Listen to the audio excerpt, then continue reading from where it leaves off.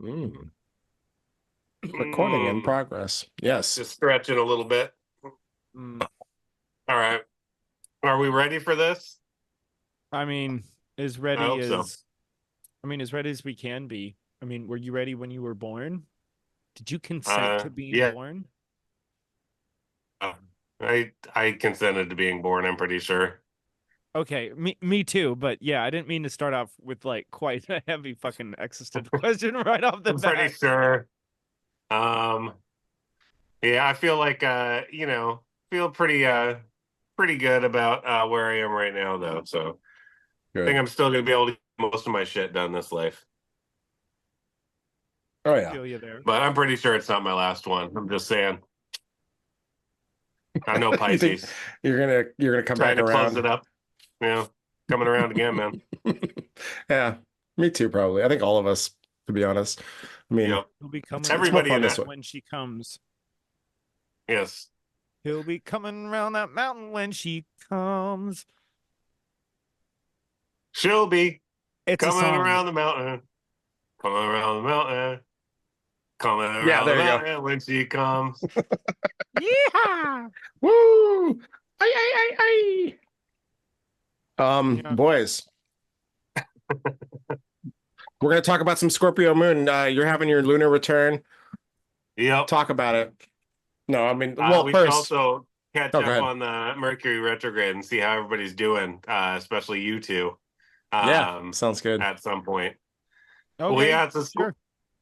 it's a Scorpio moon tonight. Uh, for those that are not in the know of what a Scorpio moon is all about, um, it is basically considered the worst moon to have in astrology. It's the moon in fall, the weakest position or the most problematic position. Maybe not the weakest, but definitely the most problematic position for the moon to be in. Because it has all these emotions and doesn't want to admit that it's being driven by the emotions, which, pretty much a mind fuck. Um, so Scorpio moons are always trying to pretend that they're cool and collected. They got a calm and level head when inside they're seething and raging, as everybody knows Scorpio moons are wont to do. And if you really trust them, I've heard that you might hear some of their seething and raging at times, cold, dark nights. Open your window, listen outside, seething and raging. What have you heard about Scorpio moon, Nick? I mean, I've heard, well, I guess I'll apply it to Scorpio in general, but if we can apply it to the moon, because I feel like the moon expresses the sign very strongly. Um, they can be it always seems like they've got some deeper plan going on. They always seem to have some kind of like, manipulation is probably the wrong word, but there's like some kind of like they like to be in power. I mean, that's a big word with Scorpio, but like also like just they like to kind of like stir the pot. And I know you talk about how Libra likes to stir the pot, but I think there's something like if you take the next sign, like they like to see where things can go basically, and they like to like pull strings, I guess maybe in a way. And yeah, like I've been told that they like to play with their food, if that makes sense. And they like to like I don't know how that applies to a scorpion, but just but these are all negative things. I can talk about positives too. I mean, one of my favorite things about Scorpios, and this is like a Scorpio that I've experienced in my life, is they they have the ability to be they don't have a problem being in the shit, if that makes sense. And like so like say like you need to like talk to them about your shit. They're willing to listen because they don't get uncomfortable. They don't try to like change the subject. They have the ability to, because like maybe because they have their own stuff going on inside themselves, they have the ability to be with other people's shit and also see other people's shit very clearly. That's Scorpio in a nutshell. And just they can use that power again for either good or ill or both. And if they can read people like a book, and they can kind of really see people's deepest triggers, people's deepest insecurities, stuff like that. So like there's a lot to do with like psychology and kind of like the shit in our subconscious mind that like the things that trigger us, the stuff we don't want to look at, that's all Scorpio's domain. And so that can be used or abused, and but also positively done in a way where they can like sit with you and help you work out that kind of stuff as well. So just some thoughts on Scorpio, but I think Scorpio moons are generally some of the better signs at bait on the internet. I mean, I'm what? not just talking about myself. I just think that I've noticed that with a lot of Scorpio moons, they know what's going to get the emotional reaction, what's going to be like the triggering thing, Mm-hmm. and they can adapt their bait that they throw out on the internet accordingly. Oh yeah. Um, that is definitely a skill that they have. And obviously, all Scorpio moons use it for good and evil at times. You know, they're a manipulative aspect. Um, but Troy, what have you ever heard about Scorpio moon? What do you think about it just being on pages and hearing people like talk about it a lot because it comes up on pages a lot and in groups. Scorpio ho. That's all I gotta say. I don't know. Scorpio. No, well Scorpio. let's broaden it to what are your thoughts on being able to read people, read their thing, like their stuff, so to speak, the things that trigger them, the things that they don't like about themselves, and whether you can use that to, manipulate or bait people, or in the positives, again, like I was saying earlier, you could use I that to mean, basically be able to help someone. I guess the little experience I have with Scorpios and with what you're saying, is a common human trait is everybody thinks the way they think is the way that everybody else thinks. So it's like things that are obvious to me, most people think are obvious to everybody else. So if you go by that logic and someone who is really good at reading people and you're playing poker, well, if they're good at reading people, well, they're not going to show their cards before they have to, you know? So they're like someone who's like, a more cutthroat player playing the rules and being like, wait, didn't you read the fucking rules? Wait, can't you fucking like that's your fucking fault. So that's the vibe I get off what you're saying. Yeah. I just want to jump in and say one more thing about Scorpio in general is, in my opinion, Scorpios, one thing that they do that I think they're incorrect about, and Mike, you can jump in and correct me if you think I'm wrong, but um, is Scorpio energy in general, not just the moons, tends sometimes can they put more on something than what is there. Like they are always like their bias is to always look for like that deeper thing, that deeper meaning, that deeper thing, like that deeper explanation. And like sometimes it's just not that. Like sometimes it's just what is shown. But sometimes they'll read into things too deeply, or they'll try to find like what is the, because like for them in their mind, it's about that. Like there's always a deeper meaning. There's always something more going on. But like a lot of people aren't that way. And so I think that if like you have someone who has like different types of Scorpio, like Scorpio moon, Scorpio rising, Scorpio Mercury, whatever. I mean, it's they might look too deeply into something or try to like find like some like deeper hidden meaning that isn't actually there all the time. Sometimes it's there and they're great at finding that stuff, but sometimes it's just not there, and sometimes things are just what they are. So that's just another aspect of it where it's like one of the negatives, I guess, is that they can read into things too deeply, and then they might express that, or that might alter how they either feel with the moon or think with their Mercury about a certain situation. And it might not be what they think it is. It might just be a lot less, basically. So it's just another thing to keep in mind about Well, Scorpio. yeah, and that with a lot of traits, it depends on your basis of how you approach it. So like with attachment style. So if you fundamentally think that you can't trust people, well then obviously you're going to use that trait if you have the ability to read people. So you're going to use that over what people say a lot of the time. If if you don't trust people, and that's how it can be led negatively because you always assume that, oh well, my intuition's been right too many times, so I just don't trust what anybody says. I only trust what my intuition says, Well said.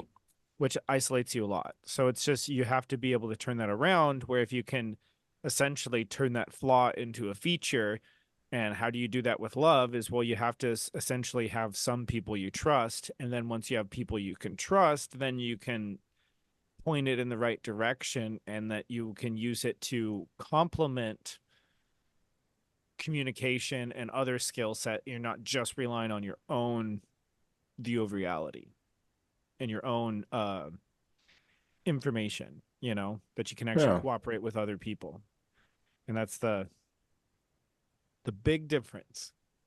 No, I dig it. I say because Scorpio moon sees often the shadow aspect of people, they tend more towards cynicism. So they have less of a positive view of how humans are going to get through things. So that's what I've noticed in myself with my own Scorpio placements is I've thought like the shit was going to hit the fan many times, and I kind of catastrophize a little bit like when I see things like all the setup that's happening around like Iran and Israel, for example, right now. I feel like that's just going to pop off. It's going to pop off. It's got it. The tension's so big there. It's got to pop off. And sometimes I'll, spend a bunch of time worrying about something that's going to pop off that takes a very long time to pop off. Or like when there's a short economic downturn, I'm more likely to see it as something that will last longer. Um, and I think that's definitely like Scorpio aspects where you kind of expect people to fuck it up and fuck it up quicker. But the resiliency of systems is often like well above, you know, uh, way more connected than can be broken down that quickly. And I think that Scorpio planets tend to think the worst of systems and sometimes of people too. It depends. Like Scorpio and trust is like a big what Troy was talking about earlier about Scorpio and trust. That's a big issue for them. Um, if a Scorpio is betrayed like by a person, they'll pretty much never really look at that person the same way again. Uh, some Scorpios are capable of placements are capable of forgiveness, but it usually comes with a lot of asterisks, like big asterisks at the side. Change of behavior for one, probably. Yeah, it's change their behavior or just, like if somebody fucks up big enough, uh, you might be able to be in the same space with them, but you would never trust them with anything that's actually intimate or real with them again. It's like Scorpio will put people out. If they feel wronged by somebody, they'll be put in a different bracket of humanity. This is like the good bracket and this is the bad bracket. And I think that that's something that Scorpio is known for too, is like extremes of emotion. So it's either like passionately, intensely involved, or it's like cut off completely. Like that is a big Scorpio tactic when they feel misused or wronged in some way. It's they might like do have like an explosion, but it's less likely that they're going to have an explosion than say like an Aries or a fire sign would. It's more likely that they're just going to cut off energy from that person completely, um, which isn't always a great tactic for either of them, but it's like one of the ways to deal with emotional disappointment or things that are too hard to process in the moment. Just cut off from it and cut those cords of connection that we have between other people. Um, yeah, and I think the closer the relationship was, and the more invested people Scorpio placement was in the relationship, the more that they're going to be nursing the wounds after they do cut off. And it might take a while for that to really heal. I'd say that's a big thing, is like the emotional desire, not only for like recompensance, like for vengeance, sometimes for the scales to be balanced. I think that Libra kind of wants the scales to be balanced you know, for the aesthetics of it. And I think Scorpio needs the scales to be balanced, like for the justice of it. It's like a different version of that same energy. It kind of evolved and changed. Um, Would you say that they are seeking justice where they should be seeking maybe security? Good that question. Scorpio placements are? Good Well, and question. I mean, in what you're just talking about, I mean, because seeking justice or vengeance rather than seeking peace in that sense. Yeah, I would say that one of the issues with Scorpio is it being ruled by Mars, um, and Pluto, if you count the more modern rulers for it. It's less likely to get peace, because Mars doesn't really, as a planet that's ruling it, doesn't really want peace. I guess it's like it's a lot more difficult for a Mars-ruled planet to achieve peace. It's a much longer climb up the hill, to get peace and equanimity. Um, so yeah, I'm not so sure that I'm sure that usually vengeance is a pretty empty um it's a pretty empty goal to have, and it doesn't really benefit you in the long run.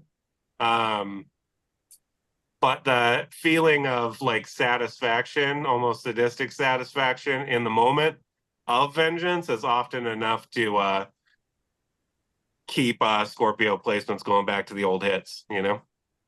Um, but yeah, this is why Scorpio is, I think it's why it's kind of considered like one of the darker, signs of the zodiac, is because there is these kind of compulsive need for balancing the scales that are part of it. Not just balancing the scales, but getting your pound of flesh if you get one taken from you. Eye for an eye kind of energy. That can Yeah. be transformed, of course. Which is Yeah. very, very different from I and I energy. Yes. What is that? That's reggae energy, right? I and I. Rastafari. Ah, ba ba ba ba. You bumba Certainly. clot. Yeah, I don't have a Right. soundboard on this Yay. one. Well, when What? we're on Discord, I'll constantly hit the air horn, and I'll be like, yeah, I'll just make a joke, and or he'll say something and I'll spice it up and just go. Yeah,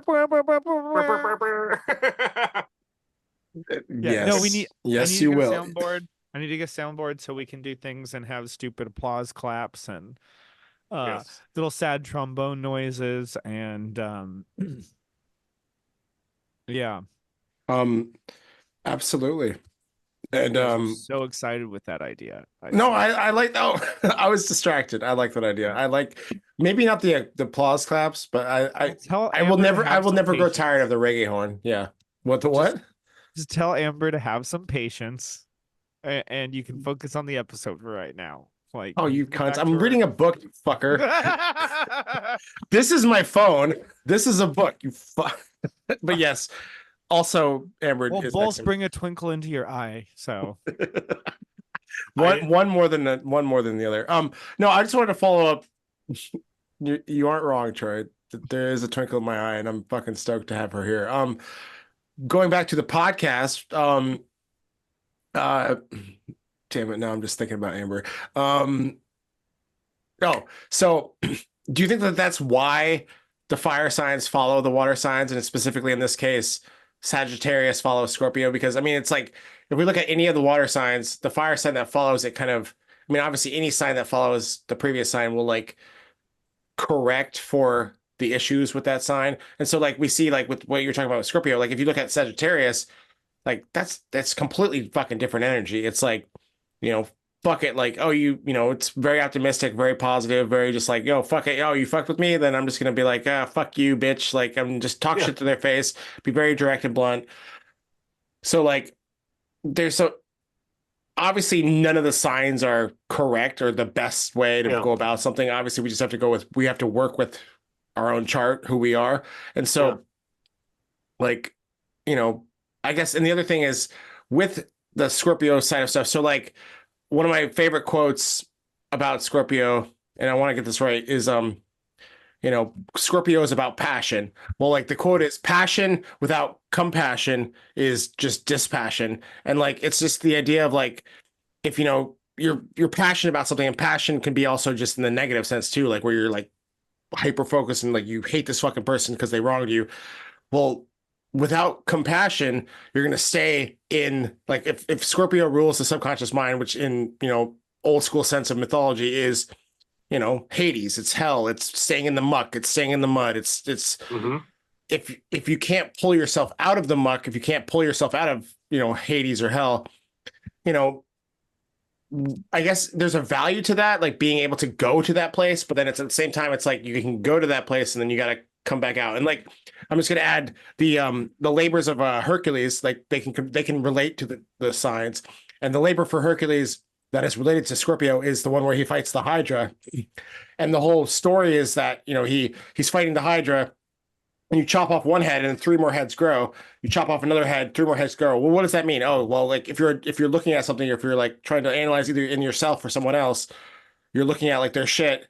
You try to chop down one thing, it just keeps growing. It just keeps growing. Well, the way that Hercules then ultimately kills the Hydra is he pulls it out of the mud that it's sitting in the water that it's sitting in, and is able to kill it that way and chop off the heads. And that, like, obviously metaphorically, that says, okay, well, the Scorpio archetypes, one of its lessons, I guess, is to pull things out of that muck to be able to look at things more clearly. Because yeah, when you're just in the shit, yeah, it can be hard to look at things clearly. And yeah, it's going to be like, not overwhelming, that's the wrong word, but like, yeah, if you're just in the shit, it can be kind of hard to, have that like next sign perspective of like, okay, I'm gonna be more positive about something. I'm gonna like, and again, there's a value in, like I was saying earlier, being able to sit in that muck, sit in Hades, sit in hell, and be perfectly comfortable, because that's a part of every single human being, and it's a part of human experience. And so yeah, it's that balance between being able to, as long as you don't, not you, Mike, I'm not talking directly, I'm talking about the Scorpio archetype to the audience. As long as people with the Scorpio placements don't stay stuck in that, because you're, in a way, it's like the Hades and the hell that we have. It's like it can be almost like this self-fulfilling prophecy where like we kind of stay in hell, and then everything becomes filtered through that lens, and every sign filters their own experience through their own lens. So we could talk about Libra Moon all day long, but like yeah, so I think that's there's a value because it's a water sign.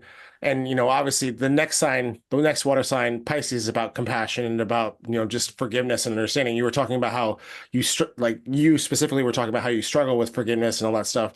And so it's just interesting that the next trine sign would is hyper focused on that forgiveness side of things. And so I don't know. Yeah, there's a lot to that. And Scorpio is a sign that I only have Pluto in Scorpio, and I wouldn't say that's like a very it's obviously not. It's the most impersonal planet as far as like understanding Scorpio in my own self. But the Scorpio Taurus axis is probably the axis that I understand the least about, because I just have that so little in my own chart. And so yeah, this is very insightful for me. But also, yeah, it's a different energy for me. And obviously, because I'm an Aquarius, it's square that energy. Oh yeah. It's a completely different energy for me. But it's actually really fascinating to understand it better. So Well, I yeah, think and that the psychological idea of we have all these kind of programs that are running us, that we don't even think about. They were installed in us by our culture or by our parents or what have you. And they can really impact the way that you interact with the world, right? Like these unconscious things that you learn. Maybe it's a pattern of how your parents interacted with each other that wasn't necessarily super healthy. Maybe it was like how you needed to be to get attention when you were younger, right? Like it's all these different things that come out in our character but aren't really actually based on who we really are. It's more based on like what was put on us and what kind of came with us through upbringing and things like that. And what Scorpio is good at is like actually getting down, bringing that thing that's unconscious up to the surface, because it's often when people feel that pain of some aspect of themselves that they don't really want to admit, they'll just kind of shove it down deeper. And what Scorpio planets do instead is they're willing to go down and dive and bring it up from the muck and bring it into clarity. And that's the only way that we can get over certain aspects of like trauma and our conditioning, is to actually bring it up to the surface, even when it's uncomfortable, even when it feels hellish sometimes. And see it clearly, and then we're released from it and becomes more of a strength for us, you know? And I think that that's like because Scorpio does that for other people too, helps them to see like shadow material that they otherwise wouldn't see. They're more often to be cast as villains, even though that's necessary. That's a necessary part of everyone's development, is to be able to see the things in themselves that they don't want to see. Oh, yeah. But when you see that and you don't want to, and there's a person right next to you that made you see that, it can really cause problems, right? Because you're not going to be like, oh, thank you for making me face that demon that sucked so bad. They're going to be like, you are actually a bad person, and we should get you canceled. You know, it's like those kinds of things that come out from it. And it's also like real quick, the awareness doesn't help you if you don't have agency. So if you see all the darkness in the world and you see all the shadow, but you don't have any tools and you don't have the beliefs that you can do anything about it, well, then that becomes traumatizing, you know? But if you actually have the tools to do something about it and you feel that you have the tools to, and you can do something about it, well, then that turns into a great asset that you can see into the darkness and see in people's shadows. Oh, yeah. And there's power there. If you can see someone's shadow, you can also take advantage. Exactly. And that's also like that person next to you or next to the Scorpio or whatever you're talking to in this instance is it's really easy to blame that person when they think that they're the one restricting their agency or restricting their power or limiting their choices. Oh, yeah. No, I just want to add to what you're saying. My understanding of Scorpio in everyone is so like the idea of where the power from Scorpio comes from, because like people talk like that's one of its like its key words, I guess, in most astrology books, etc.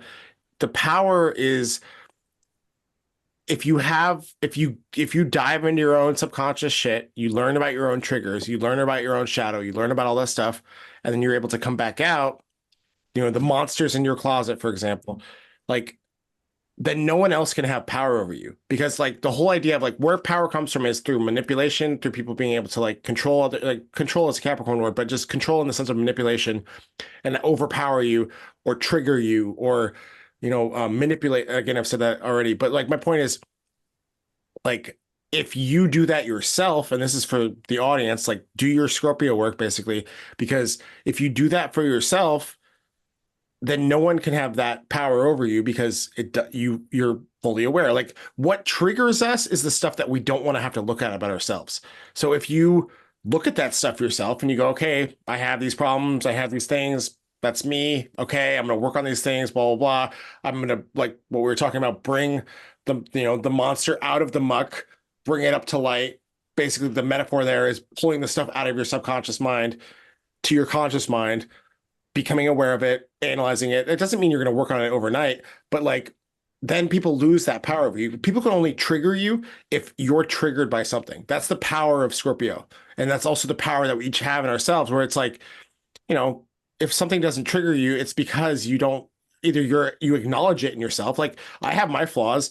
I'm not a Scorpio, so I'm not saying I have like this all fucking figured out, but like if you can look at yourself and go, okay, these are my things, then if someone like tries to make fun of you or trigger you about that stuff, you go, well, yeah, I mean, yeah, you're right. I see that in myself. Like, where's the power? There's no that power dynamic. The power dynamic comes from if someone says something that triggers you and you're like, no, fuck you. That's not correct. How dare you say that bullshit? Like, it's like, yeah, then yeah, obviously they're triggering you because you don't want to look at the stuff inside yourself, inside your shadow. You can call it whatever you want. The subconscious mind, you know, our shadow, or you know, whatever we want to call it, whatever terms, but it's the same idea, and that is what is ruled by Scorpio, and that's where that power comes from. Because like, you know, Scorpio falls into the like Libra, Scorpio, and Sagittarius, they're like about the other and relationships and interpersonal relationships, and you know, Scorpio being in the middle of that, it's like it concentrates that power, and that's where like in a relationship, whatever kind, it could be just someone you know online, it could be a friendship relationship, it could be a, you know, a romantic relationship. That dynamic is influenced by how self-aware you are and how much you've how willing you are to look at your own shit, basically. Because, like, yeah, no one can trigger you if you're already basically triggering yourself because you're fucking aware of the stuff. Like, I mean, it's like you basically just go, yeah, you're right. I know that stuff about myself. Good job. Like, there's nothing, there's no other, there's not that power dynamic. So, yeah, that's my point. But it's that's the true power. The true power is, in our own mind and how much we're willing to look at our own shit versus like power in the external world, which is just a silly idea compared to the power that we have over ourselves, basically. But yeah, Well, and what were you and so generally, like when you're talking about like someone coming in and assaulting you or insulting you for certain aspects about yourself, yeah, that comes down to frame control. And the frame control is not more or less what is true or not, but how you interpret the data, and so it's just like, so first of all, like someone who's going to call you out for whatever attribute, they're generally putting it in a negative light and saying it like, oh, look at this person, and they're othering you upon whatever attribute. But if you already accept yourself by that, and other people already accept you by that, well, then you go, what are you talking about? exactly, This is a exactly, normal thing, because exactly, you have the frame that, oh wait, this is already incorporated in my context of reality, which is much more powerful than this new information from one person, you know? And so having that frame control, but then it also comes down to language and such like that, which is a slightly different conversation, but it still comes down to the same thing, is that they're trying to put that, oh, that if this is true, therefore this other negative outcome is true. And then you just have to reframe it so that whatever their logic or whatever is just void. That's the best way to do it. Because they're like, oh, you're doing this way. You're like, oh yeah, well, yeah, of course I do that, and it gets me this and that or whatever. So you have to reframe, because it all comes down to contextual reality, essentially. Like like your words don't mean anything except for the context that they're around, you know especially in the English language, different words mean different things in the context. So by by inferring a different context, you inferring a different interpretation of those events or realities about yourself, which is probably the most boring way to say that. Sorry. It's But okay. how dare you? How dare you? No, no, you're right. And yeah, it's the words people say. I mean, yeah, they're just fucking words. It's what our brain and how our brain interprets them, and the meaning behind those words, what it does inside here. Like, it's like, you know, I could just say random, just gibberish words to you, and that obviously is going to have no effect. But if I can read you or read you like in a Scorpio sense, where you can kind of like look at someone and go like, okay, I can see that you're bothered by these things about yourself. You're insecure about your looks, so I'm gonna make a comment about your looks, for example, or you're insecure about so and so, so I'm gonna make a comment about that. Yeah, it's up to you in here to go, well, okay, yeah, that's, you might be true, you might be wrong, it doesn't matter, but am I gonna let that shit trigger me in the sense, or upset me or whatever, because like, you know you know and people do this all the time. We see this online all the time, especially because people just love to just say whatever. But it's like, what are the things that trigger us, and how the power, like I was saying earlier, is like, if you let something trigger you, then yeah, they have power over you. If you don't, then they don't. It's that simple. You then take the power back, quote unquote. Like, so yeah, but it is just about words. It is just about information, basically. It's information that comes into the brain, and how that information that basically affects us. And yeah, we are emotional creatures by nature. So like, that's where psychology, it's kind of cool that, in my opinion, Scorpio rules psychology if we're talking about just in its raw form. And it's a water sign, which is an emotional sign. And that makes sense because human beings, our psychology is emotional at its core. Like, we're very intellectual creatures too, but we're also more regulated and we behave more based on our emotional stuff. So it just makes sense then that it would be ruled by Scorpio. Yeah, I would say Mike. that some interesting things about Scorpio moon is almost every Scorpio moon is a plotter. Like they'll have like a strategy, you know, they have strategy for their life. They have strategy for like generally the things that they're doing. Um, but it's not like this totally fixed strategy. It tends to be like a pretty fluid strategy. You've got your goals, and then you figure out what pieces will help you get there. It's kind of like a when you're, especially if you're playing against another person, like sometimes people will be like open adversary, right? And if you have an open adversary, then it's kind of fair game and you can play the game. You know, it's like you're not, they've announced themselves as your adversary, so you get free practice on your plots, you know? That's pretty much how it works. And it sounds bad, I know, but it's fun. It's fun to do. So I'm not ashamed. One of the things, for example, is you can kind of notice like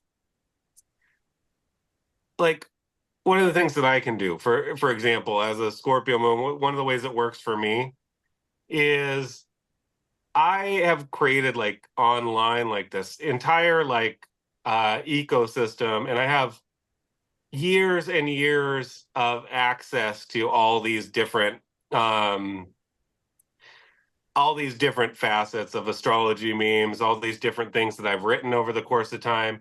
And they're none of them are too far away. You know, I've got like pretty much quick access to anything that I want.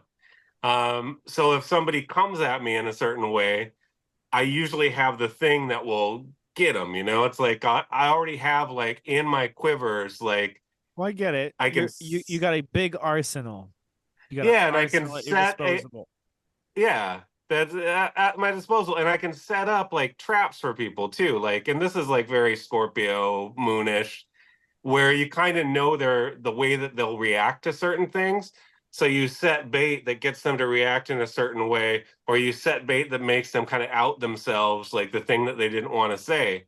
And that's all about like crafting your weaponry based on the defenses of your enemy. You know, it's like, and obviously we're all one and all that shit, but in the day to day, sometimes we got to go to battle with And the all that people shit. around us. Yeah, yeah. Like Sun Tzu said, be mean to them on Facebook. Yeah. Yes, yes, And that's we're it's also how you become enlightened. I saw a Buddha meme with that. Arguing on Facebook is the way to get there. Samadhi or whatever. Sounds good. Well, I mean, you do have to do some mental yoga to do some of those arguments, that's for sure. But honestly, like I feel like there's a therapeutic aspect to triggers. Um, Eventually, if people keep getting triggered on the same thing, they have to examine it. Like, and a shit poster online is not as responsible for the aftercare as a therapist would be, right? Like, you know, bringing that shit up. So we don't really do the aftercare thing if you're a shit poster, but at the very least, it brings it to the surface. And there's often like, you know, it's maybe a little bit of suffering for the short term, but if they can get past that trigger, then they're actually a stronger person. So that's how we justify our evil. Well, a lot of people would say that's also the karmic journey at the same time. You know, that you're feeling that pain, you're feeling that thing because it's an issue and it's like an emotional snag. It's an ego snag. You're snagging on something, and that's what the pain is. You know, it's like getting a blackberry thorn, you know, in your arm, and you're like, holy fuck, that hurts. And then you look down and you're like, oh, okay. Yeah, something's grabbing me and pulling me backwards as I'm trying to go forward. And it just takes the time to let go, detach, you know, Yep. so that you can move forward. And then you'll move forward, and then something else is going to hurt. Then you unsnag that, and you unsnag that. And that's basically like what most of a fucking life is, unsnagging that little bullshit, you know? And that's hopefully, and that's if generally people are doing that process, that's where the saying, with age comes wisdom. Because you've oh learned to yeah. let that shit go, so Mm-hmm. that you could actually move on to stuff that that is actually more meaningful than just Oh getting yeah. stuck in the fucking bramble of ego. Oh yeah.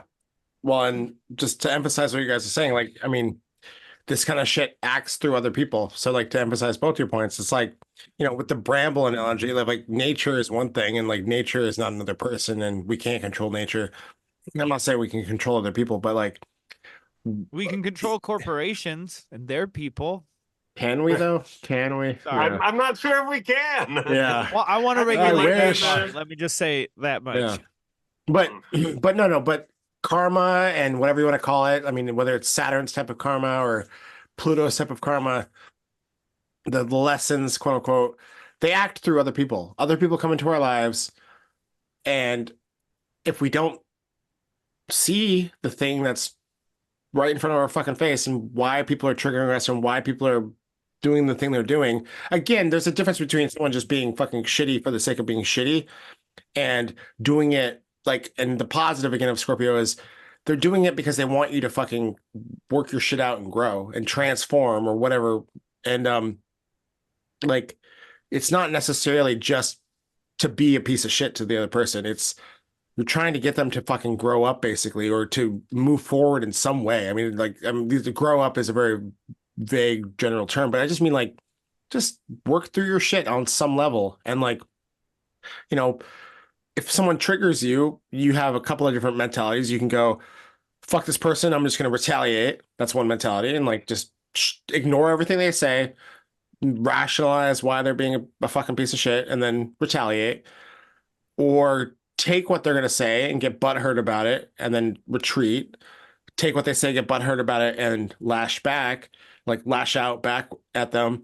Or the ideal would be to, okay, I hear what you're saying. It was fucked up what you said. I'm going to probably come back at you, but I'm also going to, in the back of my mind, take what you said and it's going to grow. And I'm going to take what you said and like learn from that and like go, okay, like analyze myself and like look at my own shit and all that stuff too. So it just, there's varying ways. But again, people can also just be fucking assholes for being assholes. So like, it's not just that like everyone who's an asshole to you, you need to like listen to because like, Well, yeah, some people are just assholes for the sake of. So well, we get our reflections from other people, but it's yes, also dirtied by their reflection. yeah, But it's also like data right now, and especially like the state of science, because like in certain ways, science is greater than ever because we have so many great tools that we can actually do some scientific studies really cheap. But also at the same time is that like most of the money going to science right now is being controlled and actually controlling the outcomes. And so we have a lot of bad science right now and corrupt science and such like this.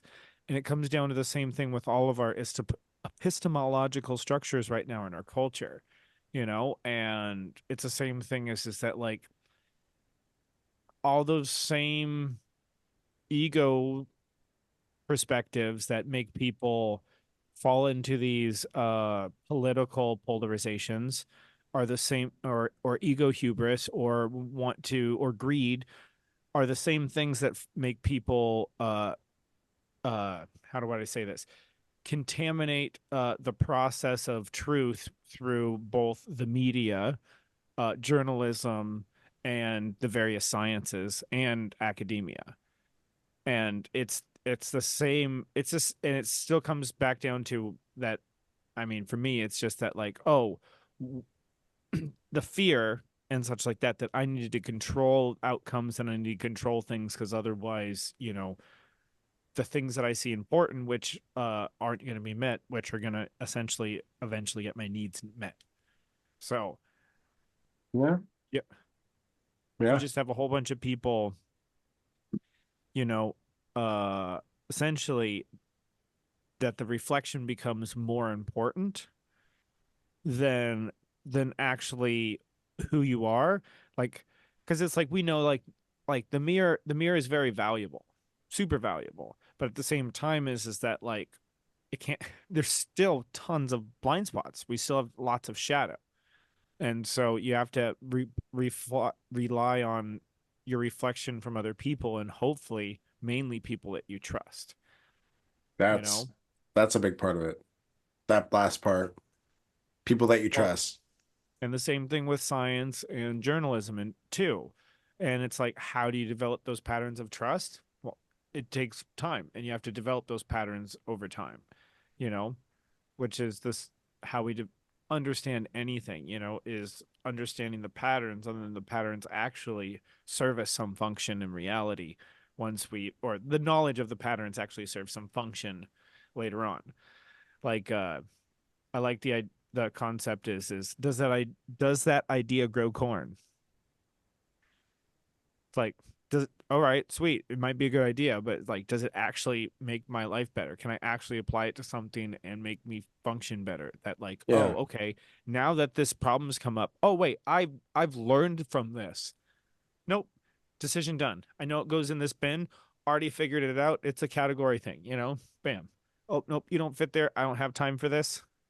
On to the next thing. Already solved, already passed this, already passed this test, you know? Yeah. Yeah. No, I like that. Or to quote Jim Leahy, does it grow shit corn, Because you don't want shit corn. You want good corn. So I dig it. I yeah. I just want to emphasize what you were saying. Like, yeah, it's not to take what everyone says and be like, oh, well, what they're saying as like, oh, well, this is an important lesson, because some people are just fucking assholes. But like what you were saying about the mirror, in my opinion, is Libra. And then the analysis of what you see in the mirror could be considered Scorpio then. Because it's one thing to just like reflect back, or like to have that like reflection, start the process of looking at the self and the you know the what we do, how we project stuff, how we put stuff on other people versus ourselves and all that stuff. That's more Libra maybe. But then like the next sign, obviously Scorpio, would be about like how we the deeper side of those things that are started with, again, that cardinal sign of Libra. It's like, okay, well, like, we project stuff, people project stuff on us. That clearly is a reflection of our own stuff, but also, what do we project on other people? And then, okay, so then the next step is analyzing that projection, analyzing like, okay, well, like, what about that is true? Where can I change myself? Where can I transform myself? And then also, like, what can die in me so that I can be a better person? Because you know, I know like Pluto is the sign of transformation, but like in my opinion, like Scorpio is, it's someone is depending on your interpretation, but I mean, I've always thought of Scorpio as having like the three stages, like the scorpion, the eagle, the phoenix, like whatever. I mean, it's all just metaphorical, but the idea of the phoenix is death and rebirth as well, where it's like, parts of us have to die so that we can be a better person. And it's not literal death, it's in here again, or in our emotions, or whatever you want to call it. But like, there's you have to allow parts of you that, let them just burn off like deadwood, and like then you're refreshed in a way. And there's like a positive to that energy of Scorpio as well, where it's like, yeah, like, and then you're literally a better person that way, and not better like in a moralistic sense. I just mean like better as who you are, better for yourself, so, and other people. So yeah. That's one of the big differences between Taurus and Scorpio. Is Taurus resists transformation more than any other sign, and Scorpio leans right into transformation Yeah. more than any other sign.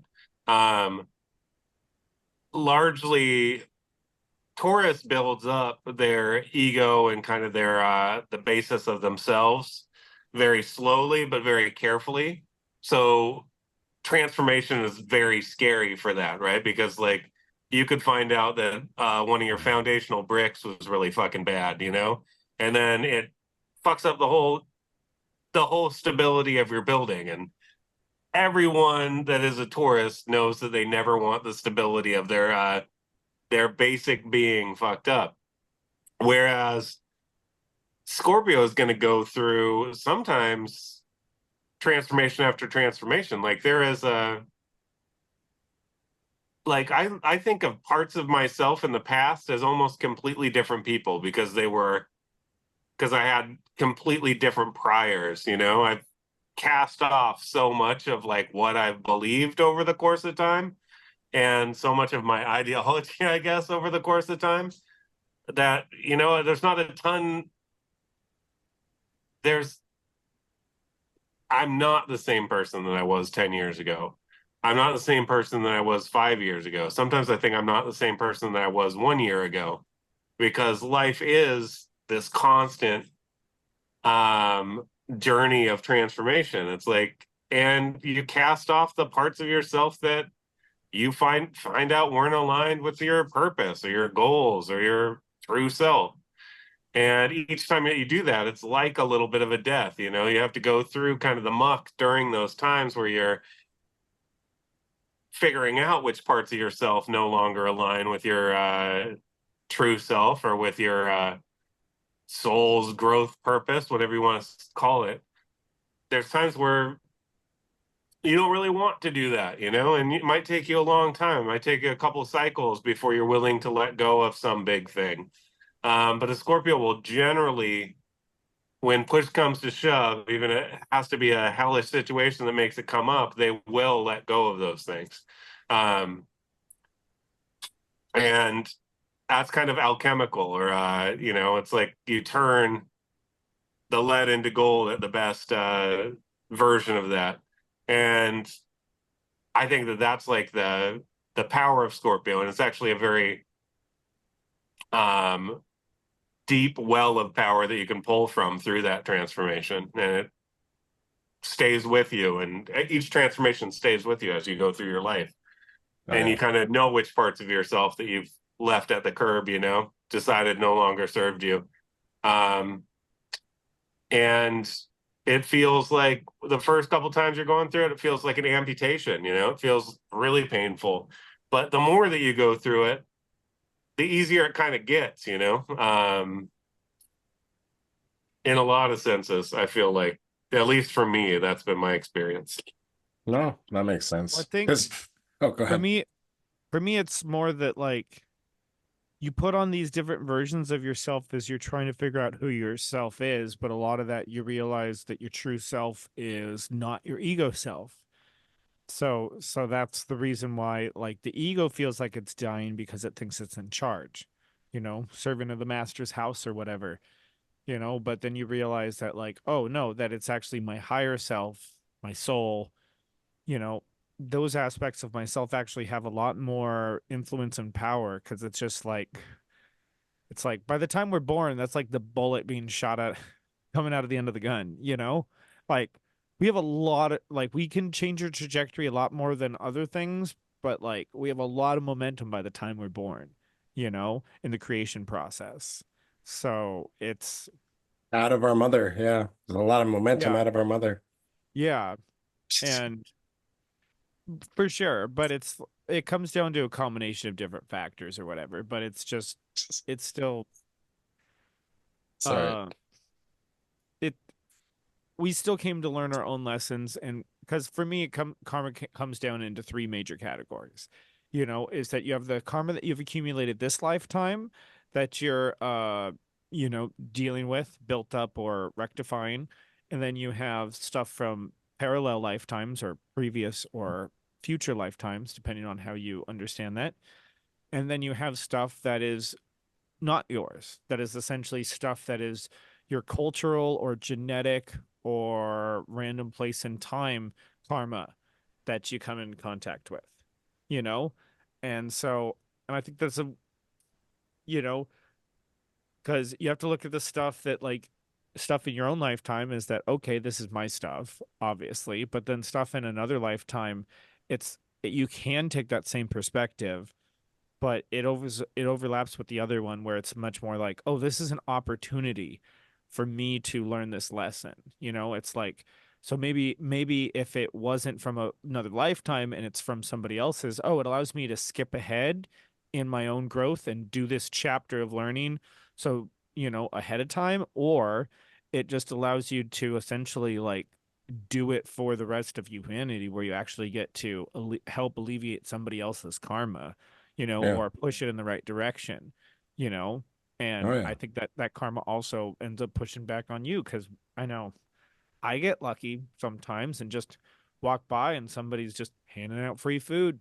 They're like, oh, yep, we're just about to close down or whatever, just random stuff and having good luck and good timing. So uh you know, and I think a Yeah. lot of that really to learn those lessons is that most of the time you just have to have humility that like, oh, I'm this is an opportunity for me to look into my shadow. Like I've been having this recently, like, you know, I got a promotion and dealing with a lot of extra stress, and, you know, various aspects of the job are making me, you know, look into my blind spots, and having more responsibilities help me live up to my own values that I've had. So it's like I've had different versions of myself that I've thought about who I could be and would be and want to be, and now I have to be that person and see which ones of those things actually work out, and what I actually can do. You know? Yeah. So it's like I have my intentions, I have an idea, but now I actually have to do it. I have to actually live up, you know, and treat myself and treat everybody else with the respect, and then get everything fucking done, you know? Yeah. Yeah. Well, I'm happy for you, by the way. And I just want to Happy for add, you, man. uh cheers. The idea of what you were talking about with Scorpio moons specifically, because we're on a Scorpio moon, it's a Scorpio moon night. You made me think of something when you were talking about how, like, you know, you're born, you were talking about like coming into life. Well, there I've every Scorpio moon chart person that I've looked at is born into, and this is also Scorpio rising as well, has some kind of, I mean, for the moon specifically, and my I'm not implying anything, so just you don't have to react to this at all. Every I'll take Scorpio it moon, personally for him. please do. I'm like being all cagey because I know you have a Scorpio moon. Every Scorpio moon's chart that I've looked at has had a hard childhood, and specifically with the relationship with their mother. I don't, and I've also noticed that every Scorpio rising chart that I've looked at has a really hard early childhood, can be a broad range of reasons why. I mean, and you know, whether it's, there's just a lot of reasons why. I mean, it can, just think of all the worst stuff that could happen to a child, or like bad stuff that can happen, Careful tough where you blow that upbringing. stuff, Mike. Again, What? my point Careful where you is, blow that stuff. Sorry. yeah, no, you're good, you're good. My I point don't know where that being came is from. that they're born into that early, whereas like other signs with moons or risings are not, they build to that stuff. Whereas I've noticed that everyone I know, every chart I've looked at who has either, like I said, Scorpio rising or Scorpio moons, there's like an initial, there's some kind of hardship that always happens early in the life. And that, again, that's a very broad statement, and it can be lots of different things and specifics, but it almost like forces them to, at an early age, and this is just maybe how astrology works and how our, you know, how human beings are, is like for them specifically, they have, they basically have to deal with these things, which then basically sets the stage for their life so that they start that process early, the whole Scorpio process of that kind of like being able to then understand that energy and experience that energy, and like be able to, those like mini growths that constantly happen. Whereas like someone might like, it might not be till their age like 30 or 31 where they actually start to maybe grow up, for example. Whereas like I've noticed that every Scorpio rising and Scorpio moon I know has had hardship in their childhood, which then obviously they start that growth process and that transformation process a lot earlier. So this isn't to shit on anyone with those placements. It's an acknowledgement basically that, like, yeah, like whenever I see a chart and immediately I see their Scorpio rising or Scorpio moon, I'm like, okay, there's something. And you know, you have to, I personally have to always like tread lightly when I'm like, look, I'm like, okay, so like, well, how was your relationship with your parents? Like, what happened in your childhood? Like, it's, but if you ever like, if you know, if you know someone, or you personally, or like if you're an astrologer and you're looking at someone's chart, there is usually the case that there's something there with the Scorpio. And again, it just shows the power of Scorpio as well, where it's like, even in like, they, yeah, it's a sensitive subject because we're talking about people's childhoods, so I don't want to like get into that. But like every single one, and I've looked, and maybe I'm talking about like 15 to 20 people whose charts I've looked at who have either Scorpio rising or Scorpio moon. They all had something in their childhood that basically forced them to start that growth process early. So I think the way I've seen it written about in like several books is most Scorpio moons had their boundaries violated early and often. You know, And if you're as a child, if you can't really enforce your own boundaries necessarily. No. So if people are content to violate your boundaries, it's going to fuck you up, you know, it's going to mess up your sense of safety and security in the world. That's probably why there's more of a cynical bent for a lot of Scorpio moons and those placements, is because of experience, you know, like they're less trusting of the world because their early life made them less trusting of the world, you know. Um, but I also think that that can come out. I mean, there's lots of ways that that kind of energy can be dealt with that can be beneficial. You can see underneath the surface in a lot of things that are happening. You're more likely to cut through bullshit, you know? And once you learn boundaries, you're much better at defending them fiercely. And I think that also is something that people will often, Scorpio moons will get a bad reputation because people will violate their boundaries and they'll get the very sudden retribution to their boundaries being violated. And they'll be like, holy shit, why did that happen? And maybe they've never been told no in their life. Who knows, you know? But they, after that experience, they usually don't do that as much anymore, you know? It's like it's a defense mechanism. And I'd say that kind of what you were talking about with psychology, uh, those like defense mechanisms, like all the psychology comes easier to Scorpio planets, both understanding how it works in the world around them and other people, and how it works in themselves, because they have to fucking basically be their own healer first in order to grow at all. So you have to heal yourself first, and then you can heal others. But it also makes people more Machiavellian in personal relationships. You know, that is like the issue. Like there was this one thing that I thought was the most Scorpio moon baller thing that I've ever heard, and it was Nietzsche, and he was like, "The best weapon against an enemy is another enemy," and that has stuck with me forever. It's like the perfect advice, right? If you have somebody that is coming against you and you can figure out how to get a person that's against them, that you're kind of against both of them, to fight each other, it's literally exhilarating. It feels really good. Did he have a That doesn't Scorpio sound moon? great. Oh What? no. Oh, Oh, that's sorry. how you Did manage your group, right? Huh? That's how you manage ASO right there, right? You know, that's maybe some of it. I can edit that No, part out. No, you no, don't have does you don't have to cut that I'm part kidding. out. It was a joke. It was a joke. It was does Nietzsche have a Scorpio moon? Because I know Amber was I'm telling not me sure. Amber was Yeah, telling me he has Sun opposite Pluto, so maybe that's the energy you're talking about too. But yeah, it's similar he to might have a Scorpio sun. It's just a very Scorpio ass thing to say. no, yeah, yeah, yeah.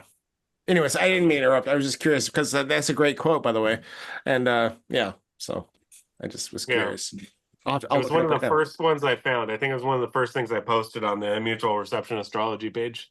Nice. I dig One of the it. first memes that I made there. Um, yeah, I mean, and I think that it's a fair cop that Scorpio gets called out for being manipulative, because I feel like the energy is a kind of a merging energy.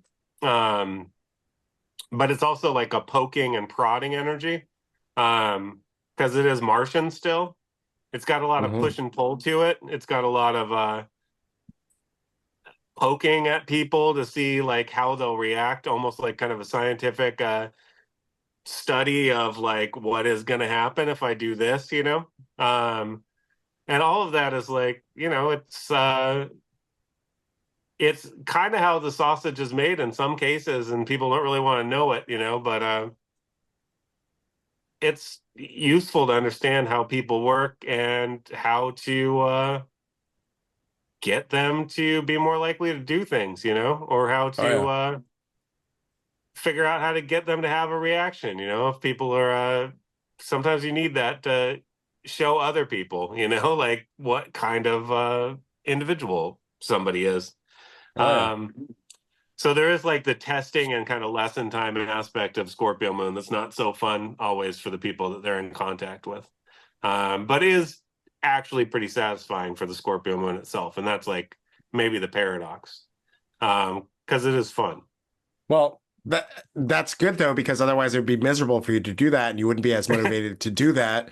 So there's a value to the reason, the fact that it's fun or it's not, it doesn't make you feel fucking horrible is a necessity in some ways, because if we're talking about just basic human psychology, like if it made you feel fucking miserable and horrible, then you wouldn't be motivated to do it. And that aspect of what is necessary with the human dynamic and the is because like again we're talking about it does trigger people to grow, or ideally at least if Scorpio placements didn't find some value in it, then again the opposite sign Taurus, like then why the fuck would they do it? So that's not a bad thing necessarily. And like like I think shit posting in general, like you've talked about it in other episodes as well, is very much that idea of like it's beyond just fucking trolling. It's about triggering people. It's about getting people to like, there's levels of shitposting, and like the higher levels of shitposting are about, what you're talking about. Like maybe like, people just going at each other and like, pushing each other basically. Like you can, and that's that Mars side of the thing, the Mars ruled side of the things where it's like, it's a war, it's a battle. It's a different style of battle. It's not fist fights. It's not like fucking people like sword fight or gunfight or whatever, a fist fight. But it's it's a psychological battle basically. I mean, for lack of it, or an emotional battle. So yeah, but it's still a battle, and it's still there's value to that because, you know, if you go fight in a war, yeah, you can come back with PTSD, but you can also come back stronger and like just fucking confident and capable and be like, yeah, I can fucking do this and I can live life and I can be strong. Or you can just come back and fucking crumble.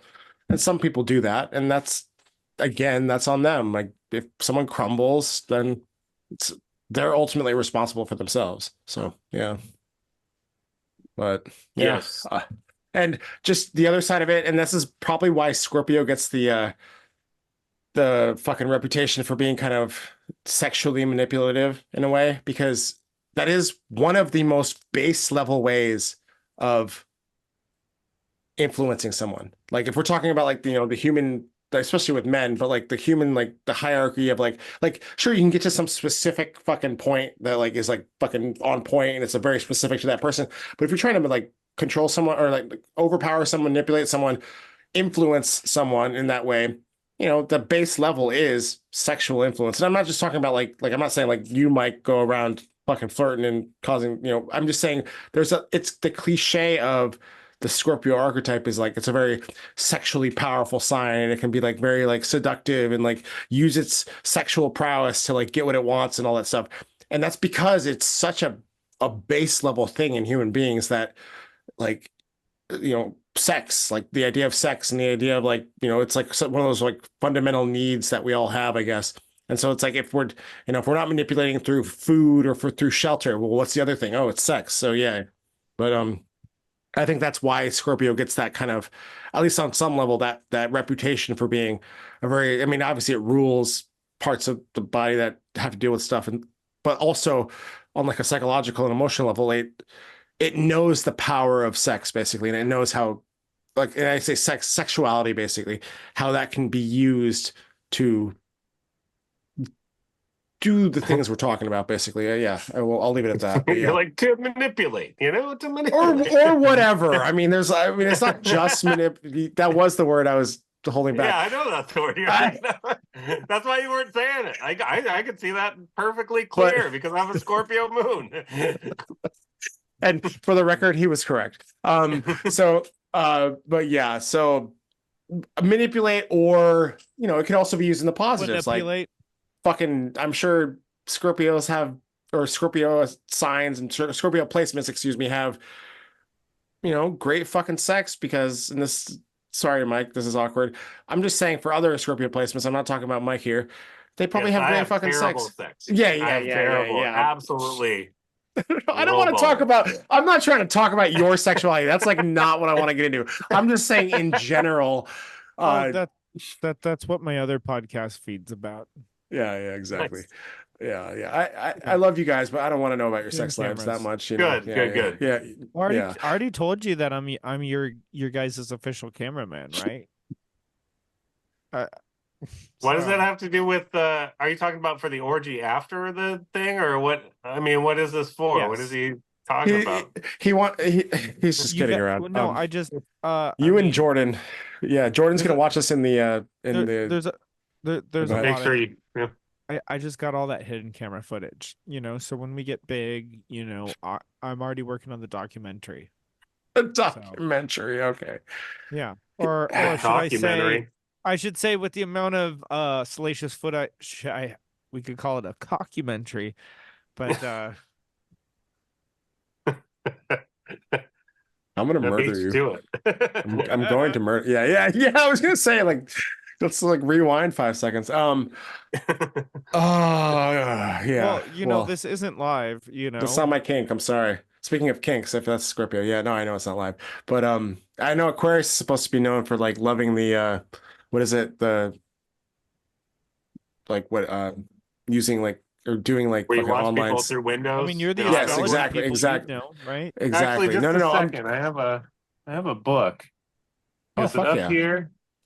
And it talks about the kinks of. Oh wait, it's holding my camera up. I can't get to it. Is it? Wait, Yeah, time out. Is it called Sextrology? yeah, for sure. Is it a big pink book? Fuck yes. Yeah, it's a great I book, know. man. It is, dude. It's I have great that for one that too. shit. It's a great book. Well, okay, I'm that's pretty so sure funny. I've seen that Me, at a couple It's a people's good one. houses. Barnes and Nobles. Good Yeah. one. Me and Amber went through that book like a month or two ago where I was like reading the different signs and we were joking about it.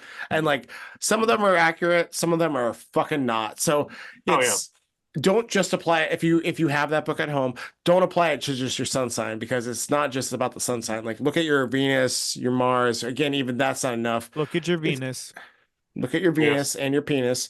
And Venus but check. that yeah. But dude, yeah, Mike, that book, I fucking have that book too. It's a great Oh, book. the God, it is, yeah.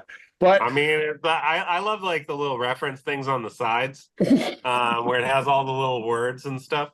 fuck, I wish I I think could that's find really mine. useful. Yes. Yeah. Oh, Yeah. no, I know exactly what you're talking about.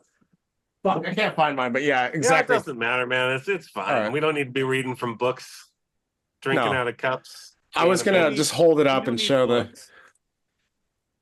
yeah, but Yeah, go Starsky ahead. and Cox, I think, is who it's by. Yeah. Sextrology, guys, go get it. Yep. Go get it. It's at Barnes and Yep. Nobles, or it was. I don't know if Barnes and Noble still Um, exists, but yeah. I, I would like to say that my general experiment with the shitposting groups has been to hopefully help people to kind of get over the triggered aspect. I feel like cancel culture and all that shit that's been coming out has really gotten us overbalanced in a certain way. And I think that in its best, the shitposting groups help to get people to take themselves a little bit less seriously, maybe stop overestimating their ability to control others. Like I think that's like a good thing that comes out of it. And the general goal of it is to hopefully, help people grow. So it's like, yeah, it's this fun, crazy experience, and there's a lot of conflict in it. But I feel like even the conflict, to a certain extent, is generally beneficial for the people that are going through it. Oh yeah. I But hear what you're saying. yeah, We're all adults. side. Yeah. Let it flow Yeah. through you. That's yeah, Yeah. just let it flow through. Exactly. That's all Oh, I'm yeah. saying. That's all I heard. That's all I heard. Yep. Well, if you were a yeah. better shit poster, you'd get it. Yeah. Yeah. Yeah. Yeah, there's a lot of things I'd get if I was better. So Oh, I'm not that great of a shit poster, but ouch. No, just kidding.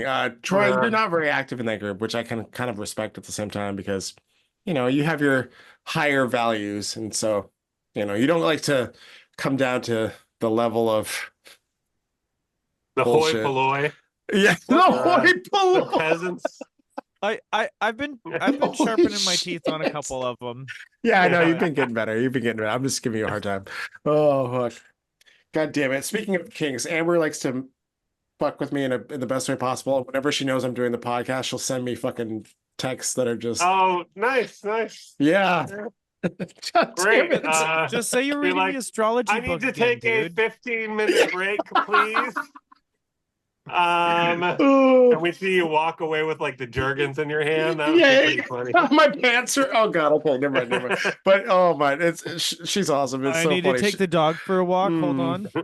Yes, just a yeah. minute. Anyways, but yeah.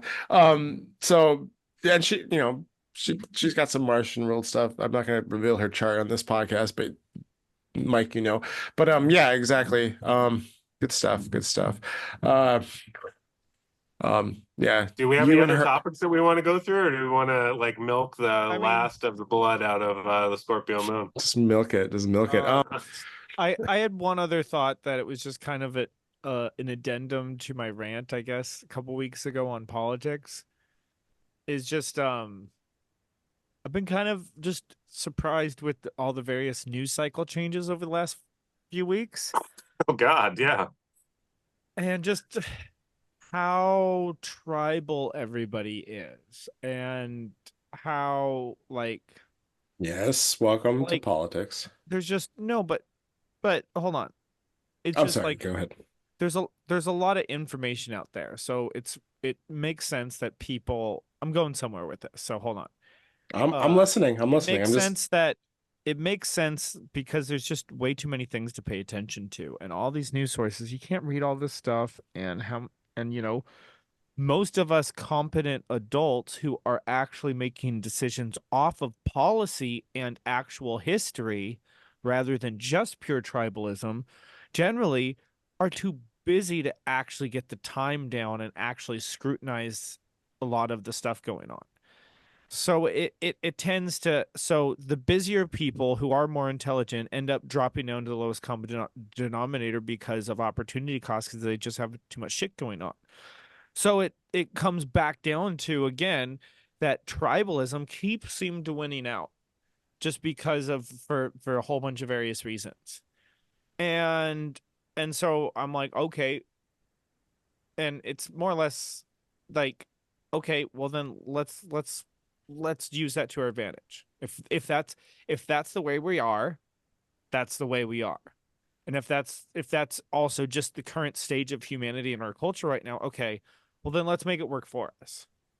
So like if we're gonna make a tribe, let's make our tribe here with us, with the people around us and the community around us, rather than and have that tribal culture that the people you know in real life that you have real ties to are way more important than the political ties, tribal ties.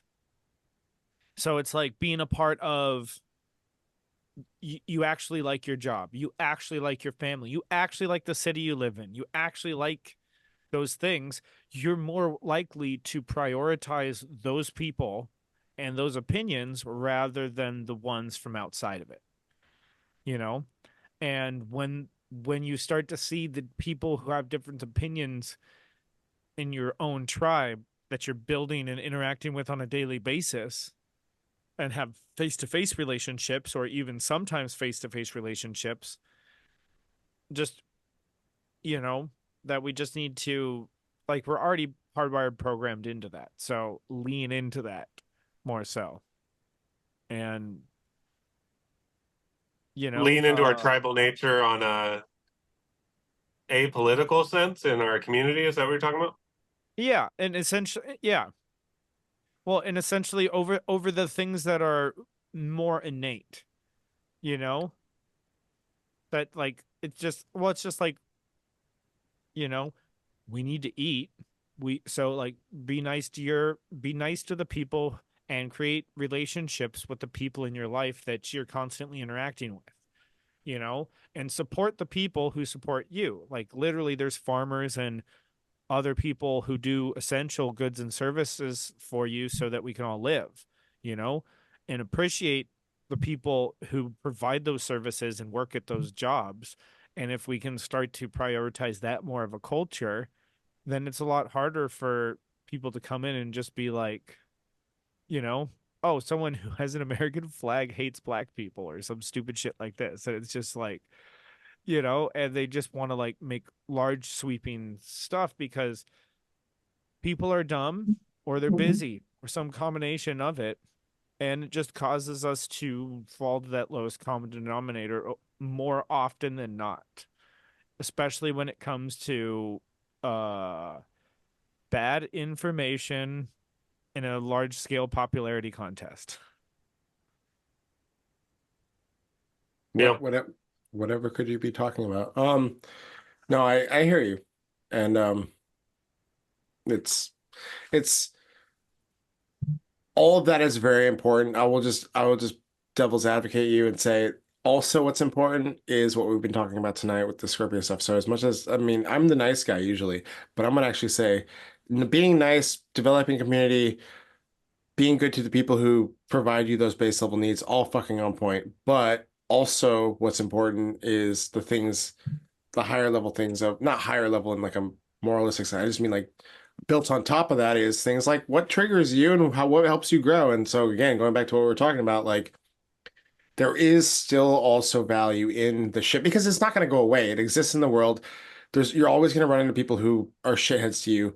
And so do you want to experience that at your job? Do you want to experience that trying to do relationships? Do you want to experience that in all these different places? Or do we try to experience that in a weirdly controlled environment?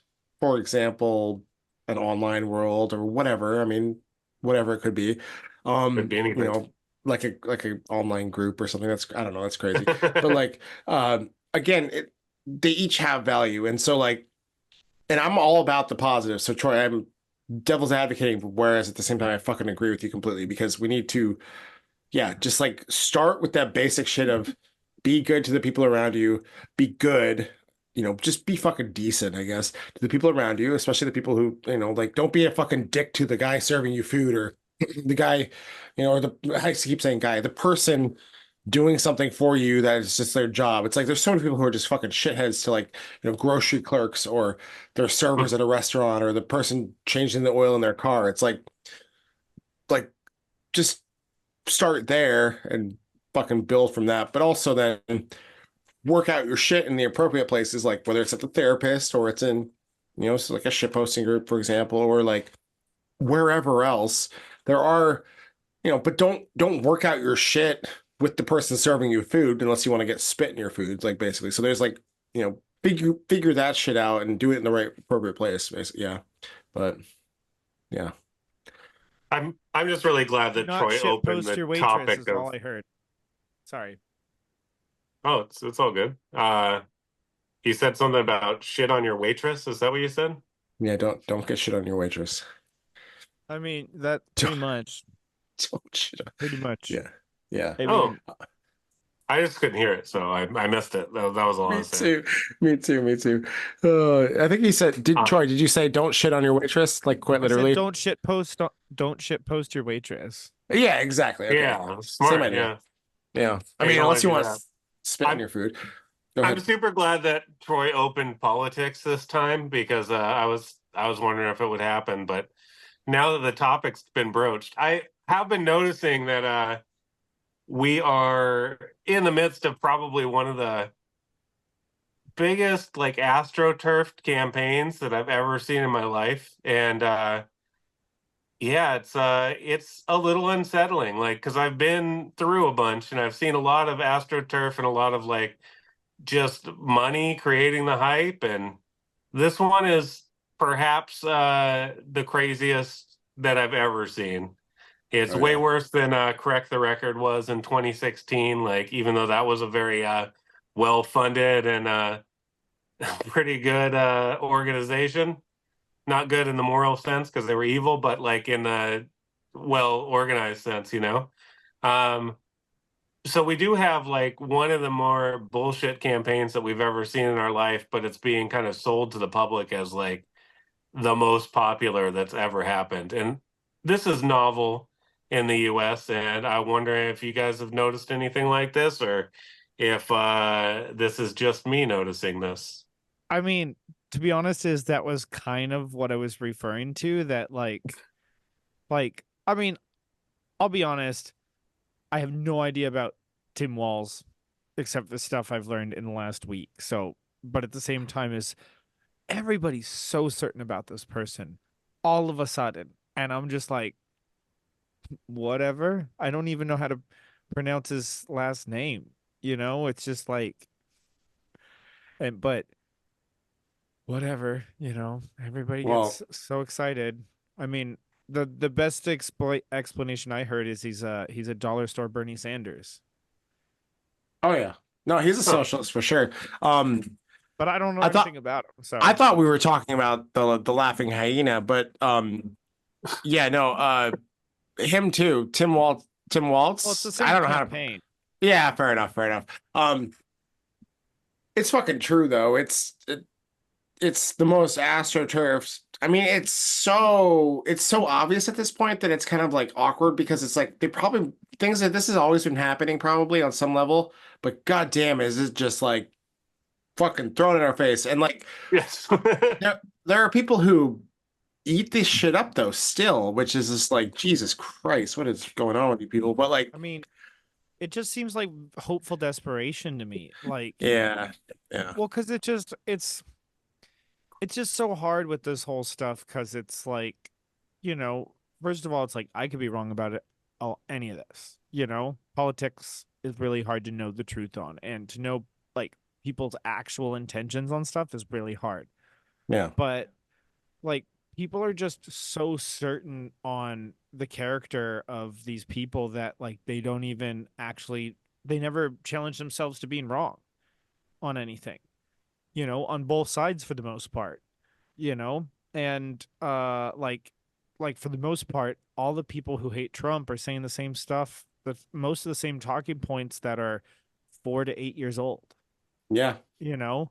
Oh And yeah. it's just like um and and and I can say, I don't know that much about Kamala Harris, but I do remember when she was running for president, you know, And 4 Tulsi years like ago. destroyed her in the first Yep. debate, and she dropped out before getting any votes. Well, and also like the news clips that were after the debate before she dropped out, which were just like huge, just high school girl cope kind of stuff. They're just like, I'm just but I'm the popular one. I'm the popular one. Why aren't people liking me? And it's just like, and it's just like when you see these clips come out, and it's just like, yeah, I mean, she's a I mean, anyway, she just seems like a puppet to me, She Oh enjoys the yeah. power, you know, but I don't yeah. I mean, I'm not a big fan of any of the politicians, but and I think but it's whatever. It's No, no, no, I feel it. Two things. Number one, I hate to recommend another podcast, but I'm going to throw this one out there because it's a great one. I highly recommend everyone, including you guys specifically, look up it's called The Cult of Conspiracy podcast. They do great. Look it up, The Cult of Conspiracy with I think it's like Jason and Jonathan or some shit. I forget their names. Sorry, boys. Great podcast. They have two episodes, recent episodes talking about Kamala. And I'm not going to basically steal their words. Just go listen to those episodes. Um, Kamala, Kamala, fuck. Kamala, Kamala. I'm gonna say Kama, Kamala. La. Kamala. People mispronounce it all the time, but I know people that get I'm mad doing when you do, yeah. I know I'm doing it intentionally because I'm a racist asshole, apparently. Oh, No, no, I'm not actually. People just say you're racist if you mispronounce her name. God damn it. Someone's gonna clip that. I'm a racist asshole. yes. so they're Yeah. all Clip Scorpio it. moons then, just laying those Yeah. traps for you. Yeah, you gotta watch Yeah, out. exactly, exactly. No, the media talk about the fucking media being Scorpio influence. Good. Hey, good throwback, Troy. You're actually right. The media has some strong Scorpio influence. For better or for worse. Let's see, what was it? But my second point, Right now for worse.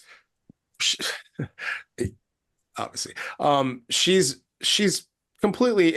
She's just she's just a bullshit candidate. It's wild that they're going with her, and it's also wild that people are just eating that shit up. Some people at least, and like It's just the new. I'm also It's a worried that she has a it, chance at this point. I know we were talking a couple of weeks ago about how we think Trump will win, or I thought Trump was going to win. I'm worried that she has a chance now because I don't know the numbers right now, but kind of scared to have President Harris, I'll just use her last name, because holy fuck, we're fucked Just, if we do.